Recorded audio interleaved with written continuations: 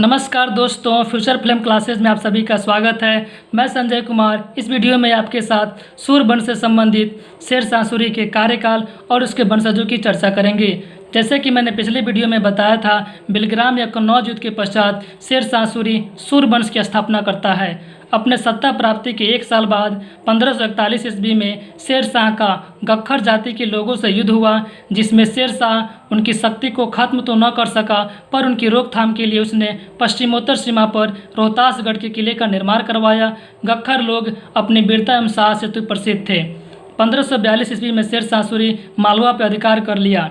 1543 ईस्वी में रायसीन पर आक्रमण करके वहां के राजा पूरनमल को विश्वासघात करके मार दिया। इस अभियान के बारे में कहा जाता है कि जब राजा पूरनमल अपने किले में चारों तरफ से घिर गए थे, तब शेरशाह सूरी उनके पास एक संदेश भिजवाया और कहा कि तुम खुद को आत्मसमर्पण कर दो। जब राजा पूरनमल ने खुद को आत्मसमर्पण कर दिया, तब शेरशाह सूरी किले में उपस्थित कुछ महिलाओं की डिमांड करने लगा, जिसे राजा पूरनमल देने से इनकार कर गए। इसके पश्चात वहाँ की महिलाओं ने जौहर कर लिया और शेरशाह सूरी ने राजा पूरनमल को विश्वासघात करके मार दिया। रायसीन की यह घटना शेरशाह के चरित्र पर एक कलंक माना जाता है। 1544 ईस्वी में मरवार के शासक मालदेव पर शेरशाह सूरी आक्रमण करता है। ऐसा माना जाता है कि मरवार के अभियान शेरशाह के समस्त अभियानों में सबसे कठिन अभियान था।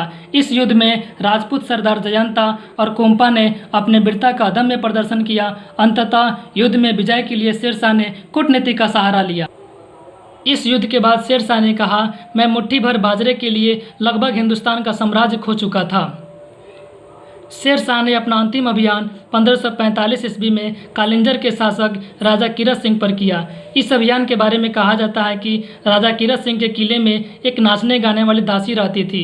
शेरशाह सूरी उस नाचने गाने वाली दासी की डिमांड करने लगा, जिसे राजा कीरत सिंह ने देने से इनकार कर दिया। इसके पश्चात शेरशाह सूरी कालिंजर पर हमला कर देता है। कालिंजर अभियान के दौरान शेरशाह ने किले की दीवार को गोला बारूद से उड़ा देने की आज्ञा दी। उसी दौरान किले की दीवार से टकराकर एक गोला उसके पास रखे बारूद के ढेर पर जा गिरा और उसमें आग लग जाने से 22 मई 1545 ईस्वी को शेरशाह की मृत्यु हो गई। इस प्रकार हम देख पा रहे हैं कि शेरशाह का समस्त जीवन स्त्री और सत्ता इसके इर्द ही घूम पा रही है। 1545 ईस्वी में शेरशाह की मृत्यु के पश्चात उसका छोटा पुत्र जलाल खां 1545 से लेकर 1553 ईस्वी तक शासक बना। जलाल खां ने शासक बनने के बाद इस्लाम शाह की पदवी धारण की। इस्लाम शाह के पश्चात उसका पुत्र फिरोज खां सिंहासन पर बैठा, लेकिन जल्द ही उसकी हत्या मुबारिज खां द्वारा कर दी गई।